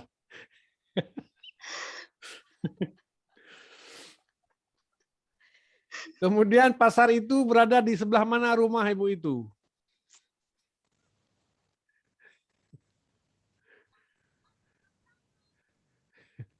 Sebelah utara kah? Sebelah selatan kah? Jadi Anda sudah sulit memahaminya apa? Karena sudah terlena mendengar cerita saya. Itulah intelijensi ya. Itu salah satu tes intelijensi. Baru kalau ditanya, berapa buah mangga sampai di rumah? 3. Nah, itu benar karena jatuh satu dikasih satu. Nah, itu tinggal 3. Tapi kalau arah-arah ibu itu pergi itu sulit Anda rekam dalam sekali jalan. Tapi kalau orang yang punya frame IQ-nya tinggi itu semua bisa direkam. Ya. Nah, itu contohnya ya. Jadi makanya kalau memang orang yang cepat sekali menangkap, mengolah informasi ya yang diterima itu dan diingat terus, nah itu namanya IQ-nya tinggi. Nah, itu salah satu ciri ya, ciri orang yang punya IQ tinggi. Nah, itu konsepnya dulu. Jadi apa konsepnya? Cepat lambatnya seseorang dalam menerima, mengolah informasi. Kalau Bapak mau modifikasi lagi, cepat lambatnya seseorang menerima, mengolah informasi dan menyimpannya di dalam struktur kognitif. Nah, itu namanya orang yang IQ tinggi. Makanya tadi dalam diskusi tadi ada yang orang sekali belajar langsung ingat. Ada yang siswa itu cukup dibilang oleh guru nggak usah belajar lagi, pulang langsung jadi. Ya. Ada yang masih siswa itu berkali-kali dia belajar langsung jadi. Baru jadi ya misalnya. Ya. Ada yang 10 kali baca baru jadi. Nah makanya dalam proses belajar itu, kalau Anda memperoleh gelar sama-sama SPD, tapi kecerdasannya beda-beda ya. Nah, misalnya begini aja lah. Kalau Anda membaca lulus mata kuliah sama-sama lulus A. Ya, sama-sama lulus A ya. Dengan asumsi bahwa ujiannya objektif ya, ujian yang diuji itu objektif. Tapi misalnya si Farza misalnya lulus A dia dengan susah payah belajarnya ya, jungkir balik. Ya, 24 jam baca buku, lulus A gitu, baru lulus A. Tapi bagi si Linda mungkin dia bacanya sekali saja baca, atau mungkin didengar dalam penjelasan dosen, dia sudah paham, lulus A juga. Tapi kalau dari segi akademik kan sama-sama memperoleh nilai A, ya, sama-sama memperoleh nilai A. Apakah kalau sama-sama memperoleh nilai A itu intelijensinya sama? Berbeda, ya. Si Linda lebih intelijensinya tinggi. Karena apa? Ya, sekali dengar dia sudah bisa semua. Sedangkan si Farda 10 kali baca baru dapat lulus A. Ya, jadi begitu. Begitu kira-kira, ini contoh ya. Jadi ini kita kalau membahas intelijensi jangan lekang dari konsep dasar. Kalau lekang dari konsep dasar maka lari kemana-mana ya. Nah, maka sekarang baru kita ranah aspek yang mempengaruhinya apa ya. Aspek mempengaruhinya itu tadi ada disinggung ini juga ya. Ada berapa ini? Ada emosional, ada spiritual, ada intelektual ya. Kita baru pas semuanya kalau ada ketiga-tiga ini. Tapi kita dalam buku ini yang dibahas adalah yang IQ ini ya, yang intelektual. Jadi konsep intelektual itu, yang lainnya itu menyusul biasanya ya, menyusul ya. Atau ini faktor dari lingkungan. Ya. Tapi yang paling dasar adalah IQ, karena ini diwariskan tadi ya. Iya Pak. Diwariskan. Nah ini prosesnya, ini agak memang kecerdasan itu banyak faktor yang mempengaruhi. Jadi yang dibicarakan Anda tadi ini satu slide kalau Bapak saja nih ya. Satu slide ini semua udah ada ini. Jadi faktor utama adalah memang genetika, gen. Pewarisan dari orang tua. Itu faktor paling utama. Maka tadi ada istilah kontribusi Polmin, kalau memang Anda ditakdirkan lahir untuk orang pintar ya, jadi pintarlah Anda itu ya. Kemudian faktor lingkungan. Nah, jadi dari sini adalah bermacam-macam penelitian, ada studi kembar, familiar, adopsi dan ini untuk menguji saja sebenarnya ya, untuk menguji. Nah, logikanya berpikir begini ya. Kalau misalnya suami istri secara genetis punya potensial orang pintar. Ya, orang pintar, potensialnya orang pintar. Tetapi ibunya ya sejak hamil pertama tidak disuplai gizi. Ya, ini Irma ya, ingat nih. Ya, Irma dengan suami sama-sama pintar. Tapi begitu Irma hamil, anaknya tidak Irma nggak makan makanan yang bergizi ya. Ya. Telur nggak pernah makan, susu nggak pernah, karena apa? Karena mungkin alergi makanan selama hamil sampai 9 bulan. Apakah gen otak itu anak yang berkembang dalam janin dalam bayi itu bisa berkembang sempurna enggak? Tidak. Tidak, Nggak bisa, Pak. ya, tidak. Dia tapi punya potensi pinter akibat kurang suplai gizi sehingga otaknya tidak berkembang maksimum. Nah, ini ada lari ke mana kemarin? Ini konsep dari Piaget. Nah, jadi kalau sudah gen dari orang tuanya pintar, harus disuplai. Kapan kita suplai makanan itu? Bukan setelah lahir, sejak hamil. Apa sebabnya? Karena membuat manusia itu kapan sejaknya? Yang paling penting, ya sejak hamil, sejak dalam kandungan. Nah, jadi di situ. Jadi kalaupun potensi orang tuanya itu secara genetis tinggi, suplai makanannya kurang, ya sama saja tidak berkembang secara maksimum. Si bayi itu. Nah, kemudian pas Irma anak kedua misalnya hamil lagi, nah, suplai makanan cukup bagus, sudah ada gaji, sudah ada makanan, tidak ada suplai makanan gizi semua. Nah itu bisa saja anak kedua itu maksimum berkembang otaknya secara biologis dan menjadi pinter bila dibandingkan dengan kakaknya. Nah jadi begitu. Jadi ini gizi itu faktor apa itu? Faktor lingkungan. Ya, ada lagi tadi urutan kelahiran. Nah ini setuju yang Linda Musrika bilang. Anak pertama kenapa lebih cenderung pinter? Nah, karena apa? Biasa kan dalam kehidupan sosial kalau menunggu anak pertama bagaimana Irma? Kehadiran anak pertama biasanya? Dinanti-nanti, disayang-sayang, dijaga. Nah itu faktornya.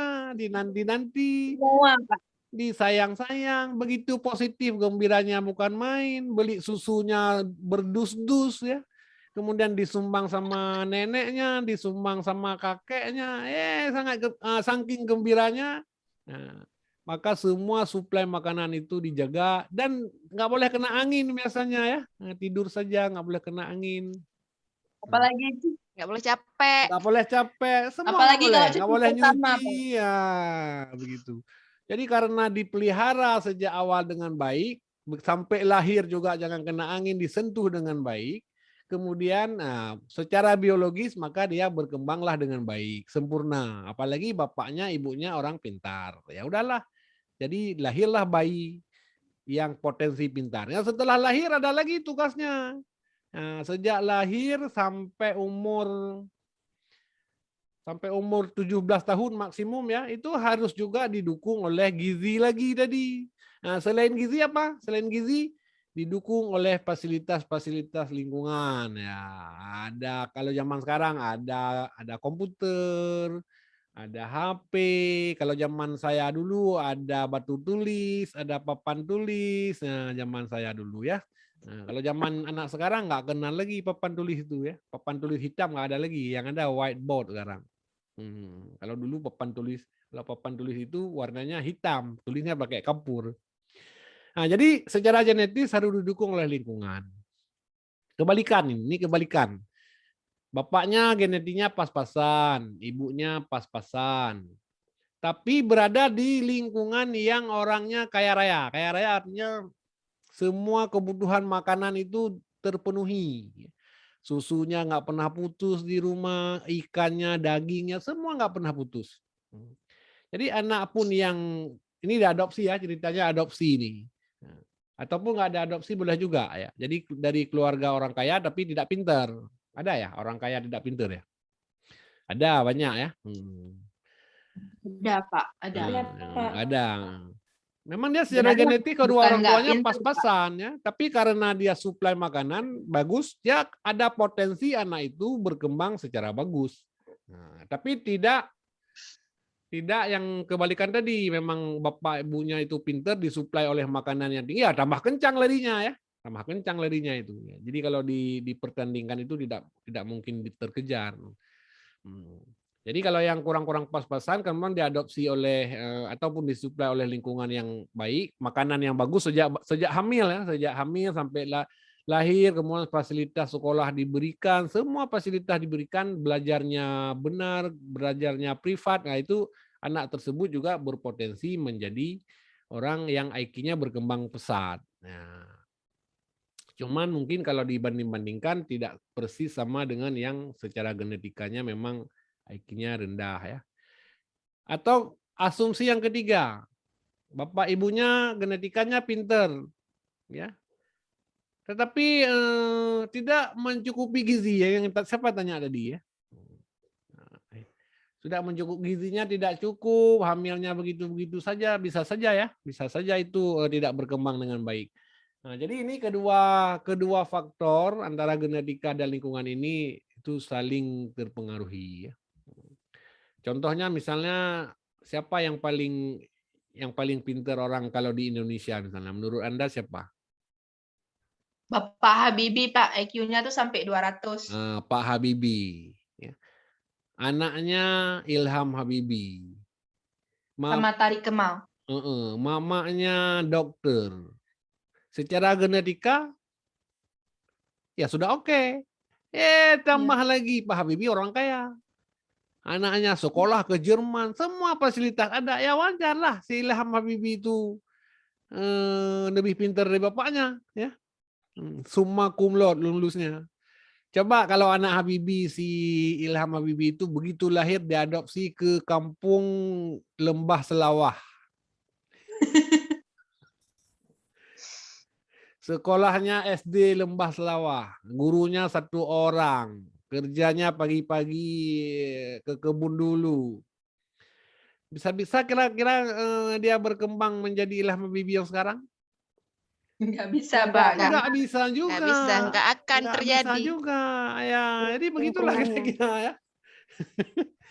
Jadi begitulah kira-kira. Jadi kuncinya adalah ya kedua faktor ini. Tadi urutan kelahiran, kita yang menarik urutan kelahiran. Kenapa misalnya kalau anak kedua, ketiga dan seterusnya biasanya berbeda-beda? Nah, itu kalau anak yang kedua bukan kejutan lagi ya. Apalagi selisih anak pertama dengan anak kedua itu setahun. Nah, misalnya Farza ya, anak pertama lahir tahun 2021, anak kedua 2022, anak ketiga 2023. Jadi setahun satu. Nah, kalau setahun satu itu Ya anak kedua itu kapan sempat ngurusnya lagi ya? Itu nggak sempat ngurus lagi, nggak sempat, dan nggak wah lagi, udah biasa. Apalagi anaknya ada 10. Ya. Jadi anak yang ke-10 itu udah biasa, mamanya pun hamil, udah hamil lagi, hamil lagi. Nah, jadi begitu, tidak lagi. Apalagi kalau sudah banyak suplai makanan tidak diperhatikan lagi. Pakaian pun yang diberikan pakaian bekas kakaknya. Nah, itu ada kecenderungan biasanya ya. Jadi anak yang kedua dan seterusnya itu kecenderungan, bukan berarti sudah konkret. Kecenderungan lebih pintar anak pertama memang ya. Kemudian anak pertama ada tanggung jawab. Nah, biasanya kalau ada adik kan disuruh ngajarin, tolong kamu ajarin adik. Nah, itu ada tanggung jawabnya. Tolong kamu bimbing adik-adikmu. Nah, itu ada tanggung jawabnya. Itu lebih diberi beban tugas ya kepada anak nomor 1. Nah, itu dari segi itu memang sangat mempengaruhi tentang intelijensinya ya. Jadi secara genetika memang wajib, itu modal dasar ya. Wajib modal dasar, kemudian dipengaruhi oleh faktor lingkungan, fasilitas dan sebagainya. Maka lahirlah ini adopsi, ada studi famili, ada ada urutan kelahiran. Nah, kemudian yang di bawah ini, yang garis bawah ini sebenarnya adalah perkembangan dari kedua faktor ini, misalnya tes kecerdasan dan bias. Nah, tes kecerdasan itu kan tergantung soal lagi. Soal yang digunakan apa. Jadi kalau soal untuk mengetes bagi anak SD, ya soal tes kecerdasannya anak SD, untuk SMP. Kemudian beda lagi.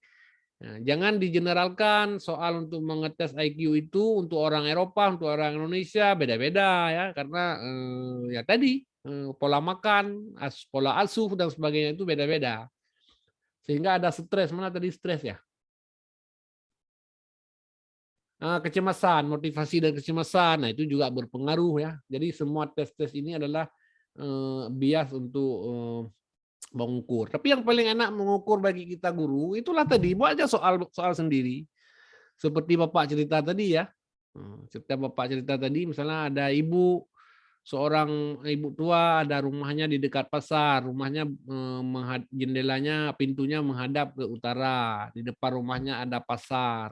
Tiap hari dia pergi ke pasar, menjelang beberapa meter dia belok kiri. Ya, sekarang kemana menghadap ibu itu? Nah, jadi begitu aja kita tanya ya. Nah, kalau yang banyak di SD yang banyak itu soal bercerita. Jadi soal bercerita di matematika itu semuanya mengukur tingkat kecerdasan. IQ. Ada pusing ditambah. Iya, memang pusing. Saya Bapak sendiri kan kalau baca soal bercerita itu, waduh ini kadang-kadang sulit sekali ya untuk memasukkan logikanya kepada anak-anak. Coba tes sajalah soal bercerita itu, ya agak rumit. Tapi itulah mengukur IQ yang seperti itu. Tapi kalau anak yang sudah mampu dan memiliki IQ tinggi, cepat dia tangkap. Jadi bagi kita guru apa yang paling penting untuk ini? Yang harus Anda perhatikan bahwa kalau Anda mengajar nanti, anggap aja IQ anak-anak yang kita hadapi itu beda-beda. Beda-beda dan tingkat penerimaan. Tadi konsepnya apa tadi? Cepat lambatnya menerima informasi, mengolahnya, dan menyimpannya dalam struktur kognitif, itulah kecerdasan. Jadi Anda harus padukan dengan konsep yang dikembangkan oleh Piaget. Mana konsepnya ya, kita memasukkan informasi harus berkesan ya, harus visual, harus melibatkan semua indera. Juga harus dipadukan dengan konsep Vygotsky. Apa Vygotsky? Ada bahasa, ada budaya. Nah, jadi begitulah mengajar. Dan dalam konsep intelijensi ini apa? Supaya anak-anak yang tingkat penyerapan materinya itu berbeda-beda, maka kita harus berpedoman kepada orang yang anak yang terlalu IQ tinggi, dan juga jangan kepada anak yang IQ rendah. Nah, jadi sekali lagi yang perlu dijelaskan di sini, ya contohnya misalnya tadi ada mahasiswa atau siswa kita yang sama-sama lulus A, tapi lulus A itu secara akademis sama pinternya, ya. Misalnya Anda sekarang punya IPK 3,5 lah. Ada berapa orang? Ada 5 orang IPK lulus S1 3,5. Masa studinya 4 tahun. Apakah IQ-nya sama? Ya beda. Bedanya apa? Ada orang yang sekolahnya 4 tahun tapi belajarnya jongkir balik ya. Tapi ada mahasiswa yang ya mutar-mutar saja, buku juga nggak ada, catatan juga nggak ada. Kemana catatan kamu? Nggak ada. Catatan saya di kepala semua. Nah, bukunya juga nggak usah baca, ditanya di ujian bisa semua ya. Memang dia IQ-nya seperti itu ya. Nah, jadi begitu kira-kira. Jadi yang lainnya sudah dibahas semua nih. Apa distribusi Plomim itu hanya pengayaan aja ya, pengayaan. Tapi yang paling penting adalah intelijensi ini. Yang paling penting ini Anda paham dulu ya. Perbedaan kemampuan kecepatan dalam menerima dan mengolah informasi ya, itu yang penting. Kecepatan. Jadi kata kuncinya itu cepat lambatnya seseorang menerima informasi. Sesudah menerima dia tentu mengolahnya dan menyimpannya. Tapi kalau kita beri penjelasannya dan mengeksekusinya, maka pemimpin kan, seorang pemimpin itu dalam mengambil keputusan itu harus orang yang IQ tinggi kalau jadi pemimpin. Nah, nanti itu dibahas biasanya di bab terakhir nanti di dilema di bab moral ya. Nah, misalnya Anda dihadapkan dua persoalan yang sama-sama penting. Mana yang Anda harus, misalnya ada seseorang mau dibunuh misalnya ya, udah mau ditembak. Keputusannya ada di Anda. Kalau misalnya ada seorang penjahat sangat jahat sekali mau ditembak, keputusannya ada di tangan Anda. Itu harus cepat berpikir, cepat mengambil kesimpulan dan harus mengambil kesimpulan. Itu biasanya pimpinan harus tegas seperti itu ya. Jadi itu namanya orang intelektual. Jadi pemimpin itu memang harus orang yang IQ-nya tinggi. Kalau enggak lambat. Termasuk nih maaf cakap nih, termasuk perempuan itu kurang cocok jadi pengambil keputusan akhir. Kenapa kira-kira? Kenapa Linda? Karena Pak kan kalau perempuan itu logika. Karena perempuan lebih cenderung menggunakan perasaan daripada logika. Lebih cenderung menggunakan perasaan, sayang. Itu jangan diluluskan. Sayang, mikir. Jadi lagi mikir-mikir nggak boleh main bola juga ya. Kalau main bola itu kesempatan untuk menggolkan bola ke gawang itu sangat sempit. Jadi kalau mikir-mikir sayang disepak ya, udah nggak jadi gol ya. Satu lagi orang yang perlu IQ tinggi, orang yang jadi sopir, ya, pengendara kendaraan. Kalau mengendari kendaraan itu pemikirannya harus tinggi ya. Mana contohnya? Kalau Anda bawa kendaraan untuk menyalip kendaraan orang dalam suasana jalan raya yang ramai, ya, itu harus cepat mengambil tindakan, cepat berpikir dan cepat harus mengambil keputusan. Kalau salah ketabrak. Nah, jadi begitulah kira-kira ya.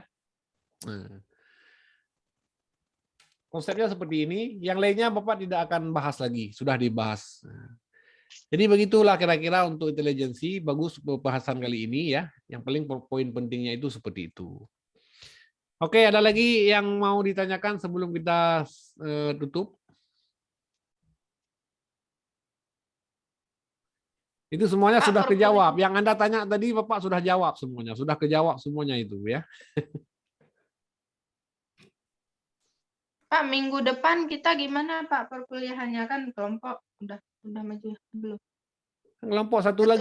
Belum, masih ada kelompok 4. Gimana? Makanya baru sehari sakit udah lupa. Enggak Pak, soalnya tugasnya sampai 3. Ya, tugasnya memang 3. Kan tugas individu 3. Tugas kelompoknya 4. 4 yang terakhir nanti moral. Tentang Nah, itu moral, behavioristik. Itu kalau sudah belajar kelompok 4 maka lengkaplah belajar psikologi ya. Ini aja sudah tiga grup ini sudah bahas. Saya rasa sudah banyak sekali informasi yang dapat Anda pahami ya. Kira-kira semakin dengan menambah makalah hari ini semakin berkurang informasinya tentang psikologi atau semakin bertambah? Coba komentarin. Tapi iya Pak, semakin bertambah tentang psikologis Pak kan, tapi kan maksudnya cara kita untuk mensosialisasi psikologis ini ke dalam keluarga kita yang maksudnya tingkat pendidikannya itu rendah itu Pak dan tidak didengarkan, itu seperti apa solusinya Ya, Pak? Maksudnya kita mau keluarga kita gitu. Sebenarnya kan psikologi udah Bapak bilang, jangan bilang teori Piaget ke keluarga kita, jangan bilang teori Vygotsky, jangan bilang tingkat kecerdasan, tetapi implementasikan dalam tingkah laku kita sehari-hari.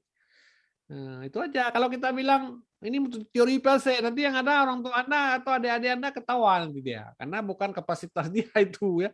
Cuman kita ini seperti orang belajar silat. Dalam belajar silat kan nggak tahu dia tahu jurus ini jurus itu ya. Tapi kalau dipukul baru jurusnya dikeluarin. Nah, jadi kalau kita dalam kehidupan sehari-hari, saya jujur ya, sekali lagi ini berkali-kali Bapak bilang, saya dalam sehari-hari apakah bergaul terutama mengajar, keempat konsep ini itu selalu diterapkan. Cuma Anda kan tidak sadar. Misalnya mahasiswa kan tidak sadar. Bapak kan tidak bilang, oh ini saya gunakan konsep psikologi kognitif Vygotsky. Oh ini saya gunakan konsep ini. Nah, tapi yang paling banyak kita libatkan kalau mengajar adalah yang Piaget ya. Apa? Asimilasi, akomodasi, ekuilibrasi. Ya, itu yang paling banyak. Kemudian konsep Vygotsky apa? Sosial budaya, komunikasi. Ya, itu paling banyak. Kemudian intelijensi ini apa? Intelijensi ini kita harus memperhatikan. Nah, misalnya kalau Anda sudah paham, saya mau mengajar misalnya Irma dengan Linda misalnya ya. Nah, saya pakai pendekatan apa intelijensi? Jadi kan saya harus tahu dulu. Nah, harus tahu dulu IQ-nya. Nah, bagaimana cara kita mengetahui IQ-nya? Tidak usah kita tes. Tanya riwayat. Linda itu orang tuanya kerja apa? Tanya dulu itu. Apa Linda orang tuanya? Mama guru Pak. Ya, Bapak?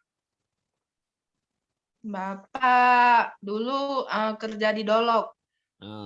Ya minimal kan tahu dari keluarga. Oh ini dari faktor keturunan ini ibu guru kan minimal tidak IQ-nya ya nggak boleh kita bilang di atas rata-rata kan begitu caranya. Seperti si Irma bilang tadi, keluarganya misalnya semuanya orang ini. Ya berarti kita dapat paham. Nah berarti dalam belajar begitu. Kemudian boleh juga kita pahami, misalnya kita tes, nah, sekali kita ngomong ya, ngomong. Apa yang saya ngomong tadi, coba ulang. Nah, Bapak kan sering ngomong itu, biasanya anak S1 itu. Hari ini kita bahas anak-anak tentang dinding sel begini. Coba ulang, kamu apa yang kita ngomong tadi? Ada yang megap-megap, nanti ulangnya. Ada yang lancar, bisa lancar. Nah, kalau yang lancar itu Bapak pegang, oh anak ini pinter. Nah, sekali ngomong, memang ada, tiap semester ada, selalu dan dites. Nah, besok kita kuliah lagi, misalnya ngomong mengenai topik lagi, kita ngomong aja dulu, ngomong. Nanti kita tanya, yang sudah saya ngomong dari belakang, apa yang Anda dapat rekam? Coba ulang ngomongnya. Kita ulang. Ada memang mahasiswa yang betul persis bisa diulang. Kalau diberi tantangan, kalau Anda bisa ngulang seperti saya ngomong tanpa keliru, Anda bebas ujian. Nah, kemarin dari anatomi tumbuhan di S1, 2 orang bebas ujian. Kenapa? Karena bisa persis ngomong seperti yang saya ngomong. Itu apa Tapi kita dulu uji kok lagi? Ya, nggak usah diuji lagi. Memang sudah pinter dia. Itu terpaksa kita kasih hadiah. Karena persis yang saya ngomong nggak pernah salah sedikit pun.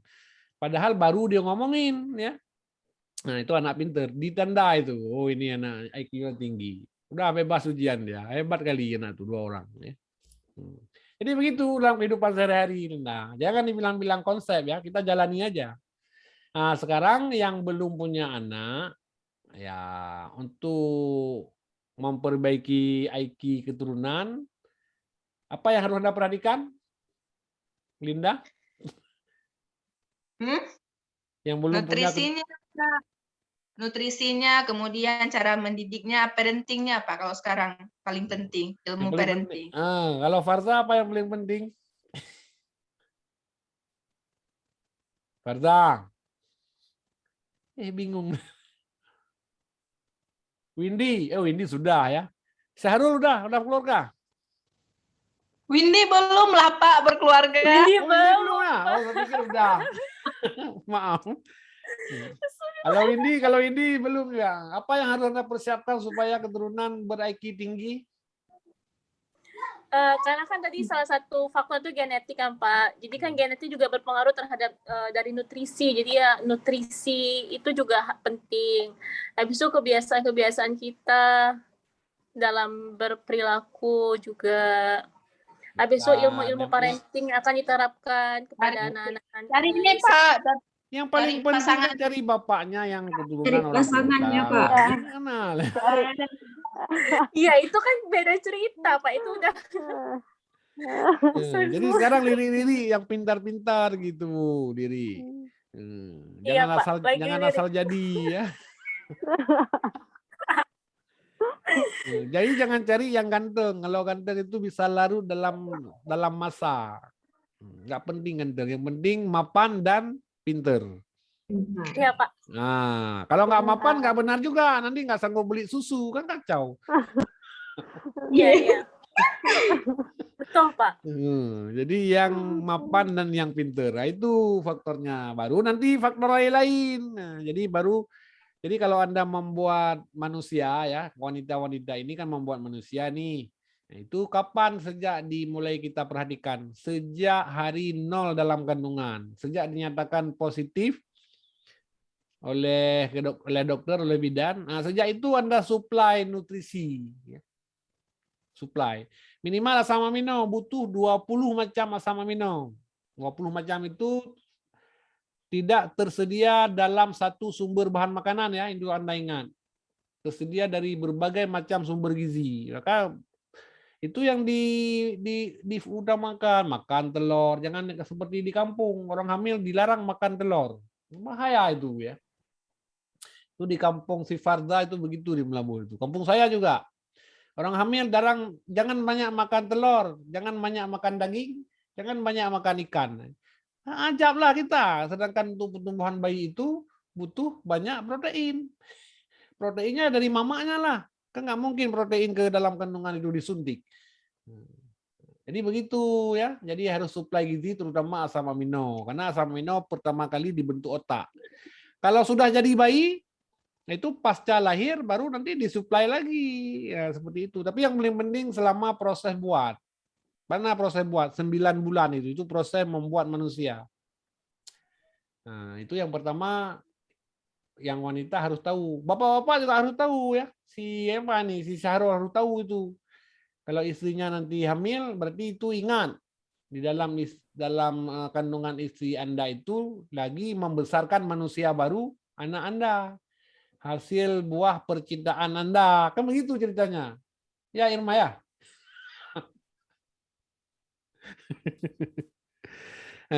Jadi usaha pertama juga begitu Syarul ya. Kalau udah cari istri nanti cari yang pinter. Ya. Anak-anak S2 satu angkatan Anda ini berarti ini sudah S2 sudah pinter-pinter ya. Kalau bisa dirapatkan saja siapa yang cocok Syarul gitu.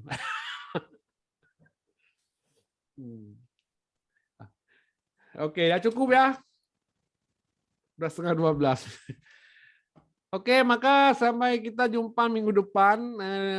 Pokoknya nih ya, semakin ke depan memang semakin bagus ya. Memang ya tadi kemarin PAC karena pertama ya kurang-kurang dipahami ya. Semakin ke depan semakin bagus. Mudah-mudahan kelompok 4 semakin mantap lagi nanti perkembangannya. Dan Anda nih tolong Anda bagi-bagikan ya materi makalah ini dikirim ke teman-teman. Anda semuanya harus memperoleh makanan ke 4 makalah ini ya. PowerPoint juga, jadi di-share sesama teman. Supaya ada peninggalan sejarah lah kuliah anak psikologi perkembangan kognitif ini ya. Oke, kalau mengenai metodologi penelitian minggu depan Pak Jupri, kalau ini ada 2 kali lagi ya. Minggu depan kelompok 4, minggu sekali lagi itu terakhir nanti Bapak review dari ke-4 makalah ini kita review secara global supaya lebih mantap lagi. Oke. Ujian kita Pak. Ujian nanti kita pikirkan ya. Ujian nanti kita. Sebenarnya Bapak nggak ada ujian lagi ini. Nggak usah aja Pak. Anda hari Udah ini presentasi. ngomong tadi kan, dari ngomong Anda Bapak sudah tahu yang menguasai, yang membaca ya. Nah, kalau Syahrul sedikit ada membaca tadi ya, nah, membaca teks ya. Maunya saya itu kalau Anda presentasi itu ngomong lancar. Nah, kalau itu sudah paham ya udah, ngapain diujian lagi ya? Atau mau ujian Coba. boleh? Nggak usah ya, Pak. Ujian sudah Anda jawab, tugas individu 1, individu 2, individu 3 sudah Anda jawab ujian itu. Namanya Bapak ujian bilang ujian take home exam. Tapi Anda tidak sadar, itu namanya ujian sudah Anda jawab. Nanti tinggal Bapak baca apa benar yang Anda tulis itu. Kalau hanya tulis-tulis saja asal jawab ya kacau juga itu. Nah, itulah ujian tuh. Jadi nggak dibilang ujian, dibilang tugas. Kalau ujian dibilang ujian nanti lain lagi kesannya ya, dibilang tugas. Nanti ketiganya nanti Bapak baca semuanya. Mudah-mudahan Anda nggak ngarang ya. Nah, kalau ada merasa yang ngarang-ngarang tulis, kirim lagi, nggak diterima lagi. Ya, nggak diterima lagi. Jadi nanti dilihat menurut email masuk. Ya. Oh, ini saya kemarin karang-karang buatnya, ini mau kirim balik. Nanti kan ketahuan sama saya. Oh, ini kirimnya belakangan. Ini pasti ada revisi. Nah, jadi begitu aja ya. Nggak ada ujian, Linda ya. Ya, Pak. Nah, pokoknya di daftar hadir Bapak sudah tulis itu. Calon-calon nilai. Calon-calon nilai. Tapi nilai akhirnya kan ada 2 dosen lagi. Ibu Cu dengan Pak Hasan ya.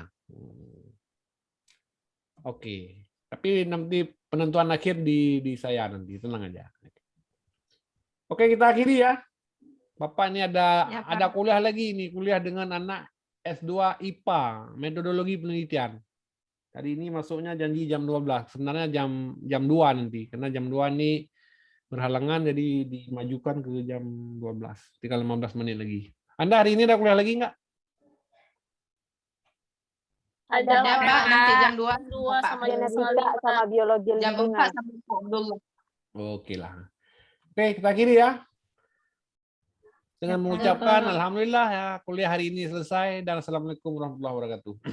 Waalaikumsalam warahmatullahi wabarakatuh. Terima kasih, Pak. Terima kasih ya, Pak.